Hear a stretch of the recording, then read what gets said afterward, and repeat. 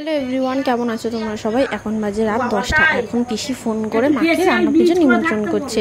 মা ওখানে বসে পিসির সাথে কথা বলছে। রান্না পুজো নিমন্ত্রণটা পিসি করছে। এটা কিন্তু আমাদের বাড়ির বুড়ো রান্না। তোমাদের কাদের কাদের বাড়ির বুড়ো রান্না আছে সেটা কিন্তু আমাকে অবশ্যই তোমরা কমেন্টে জানিও।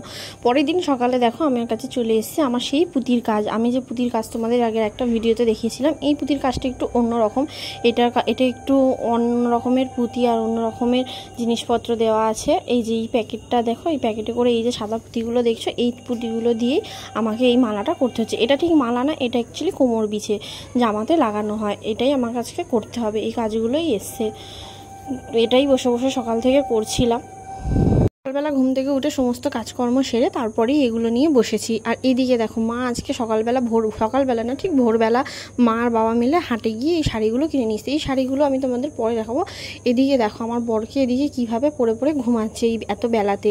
ওই যে শাড়িগুলো তোমাদের দেখালাম, ওগুলো আমি তোমাদেরকে পরে সব ওপরে নিয়ে গিয়ে সমস্ত পুজোর কী কী শাড়ি কিনলাম, কার কার কী শাড়ি, সেগুলো তোমাদের দেখাবো। এটা কে কে চেনো সেটা আমাকে অবশ্যই কমেন্ট জানিও। অবশ্যই সবাই চিনবে, কিন্তু এটা তোমাদের ভাষায় তোমরা কি বলো আমাকে কিন্তু এটা একটু জানিও। আমরা কিন্তু এটাকে বুড়ির চুলি বলি।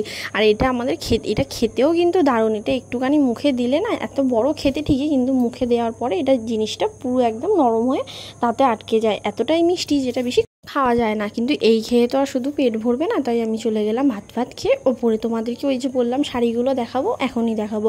তার আগে আমি মুখে একটু মেখে নিয়েছিলাম টক দই। আমি জানি না আমার মুখটা কদিন ধরে খুব একটু চিপচিপে হয়ে গেছিলো। টক দইটা মাখার পর আমার মুখটা গ্লো করছে একটু, আমার তো দেখে মনে হলো। আর এদিকে দেখো যত জামাকাপড়, ভিজে জামাকাপড় সব এখানে দোতলায় মেলা। বাইরে মেঘের এত অবস্থা, সকাল থেকে এত বৃষ্টি পড়ছে যে বাইরে কোনো জামাকাপড় দেওয়া যায় না।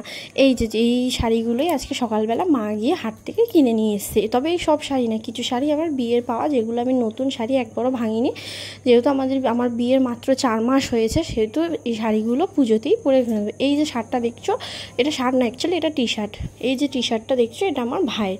আর এই যে শাড়িটা দেখছো, এটা ঠাকুমার শাড়ি। আর এই শাড়িটা মায়ের জন্য নিয়ে এসছে মা, মানে আমার শাশুড়ি আমার মায়ের জন্য নিয়ে এসছে। আর এই শাড়িটা হচ্ছে আমার পিসির, মানে আমার নিজেরই পিসির। আর এই পাশের যে লাল শাড়িটা দেখছো, লাল সাদা শাড়িটা, এই শাড়িটা কার তোমরা ইমাজিন করো। এই শাড়িটা আমার। এই শাড়িটা আমার অনেক দিনের শখ যে আমি এরকম একটা লাল পেরে সাদা শাড়ি পরে 8 পেরে করে পরে বিজয়া দশমীতে মা দুর্গাকে বরণ করতে যাবো। অ্যাকচুয়ালি ফাইনালি এই বছর আমার এই শখটা পূরণ হতে চলেছে। এই পাশের শাড়িগুলো, তার ওপরে যে শাড়িগুলো, এই শাড়িগুলোও আমার শাড়ি। কিন্তু এই যে শাড়িটা, এই শাড়িটা কিন্তু আমি পুজোতে পরবো না, তবুও যেহেতু আমি বিয়েতে পেয়েছি সেই জন্য আমি তোমাদেরকে বের করে দেখাচ্ছি। যেখানে এই শাড়িটাও দেখালাম। এই শাড়িটা অ্যাকচুয়াল পুরো পিওর বেনারসি। আরও 4-5টা শাড়ি মা দিয়েছে ফলস পিকো লাগাতে, সেগুলো এলে আমি তোমাদেরকে অবশ্যই দেখাবো। আর ওই যে শাড়িগুলো দেখলে, ওগুলো আমি তোমাদের আর খুলে দেখালাম না, একেবারে আমি পরে দেখাবো। এখন সন্ধ্যেবেলা চলে যাচ্ছি বাটা নিউ মার্কেটে। না আর কেনাকাটা করতে যাচ্ছি না, যাচ্ছি হচ্ছে ভাইয়ের জন্য যে গেঞ্জিটা দেখলে, ওই গেঞ্জিটার সাথে একটা প্যান্ট কিনতে, আর আমার একটা জুতো কিনতে। এখন আমরা বেরিয়ে পড়েছি স্টেশনে। ট্রেন আসলে ট্রেনে উঠে চলে যাবো সোজা বাটা।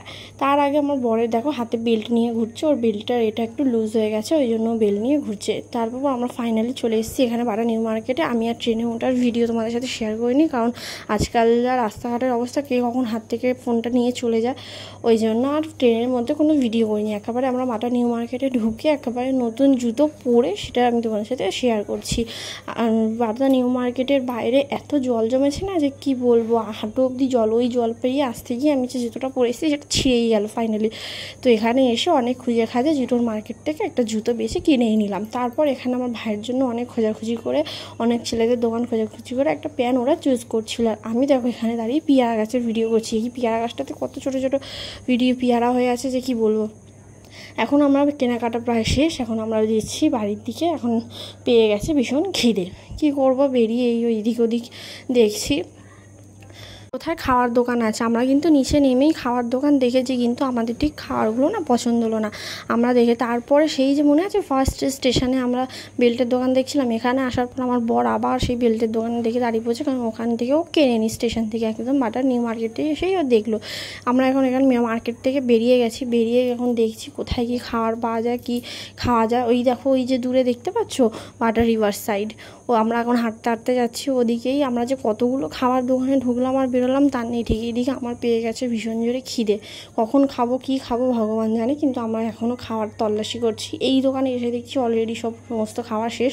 এই দেখো কালকে বিশ্বকর্মা পুজোর এখানে কী সুন্দর কার্তিক ঠাকুরকে স্টেজ করে নিয়েছে, কী সুন্দর সাজিয়েছে। আমরা এখন আস্তে আস্তে ধীর গতিতে এগিয়ে যাচ্ছি মিয়মোড়ের দিকে, কিন্তু আমাকে এরা মিয়মোড়ে ঢোকালো না। মিয়মোড়ের পাশে একটা চাউমিন দোকান ছিল, ওখানে গিয়ে আমরা অবশেষে বসলাম। অনেকক্ষণ ওয়েট করার পর এই যে দেখো ওখানে বিরিয়ানির হাঁড়ি, আমার না অনেকদিন পর আজকে একটু বিরিয়ানি খেতেও ইচ্ছা করছিল, কিন্তু এখন আর বিরিয়ানি না খেয়ে আমরা অনেকক্ষণ ওয়েট করার পর একটু এগ চাউমিন খেলাম। খেয়ে দিয়ে অবশেষে বাড়ির দিকে যাবো এবার। আমাদের খেয়ে দেখো ঠোঁটটা কেমন একটু অয়েলি হয়ে গেছে, আমি অ্যাকচুয়ালি ভয়েসে ওটাই বলছিলাম। যাই হোক খাওয়া দাওয়া করে এখন বাড়ির দিকে যাচ্ছি। বাড়ির দিকে আসতে গিয়েও কতগুলো বিশ্বকর্মা ঠাকুরকে দেখতে পেলাম। এইখানে দেখো দুর্গাপুজোর প্যান্ডেল হচ্ছে, এটা দেখার একটা আলাদাই ফিলিংস, কী বলবো যে তোমাদের। এই দেখো আরও এক জায়গায় এখানে ইলিশ মাছ, আমরা যখন বাজারের পথ দিয়ে আসছিলাম আজকে গোটা বাজারে ভর্তি ইলিশ মাছ, যেহেতু কালকে রান্না পুজো সেহেতু।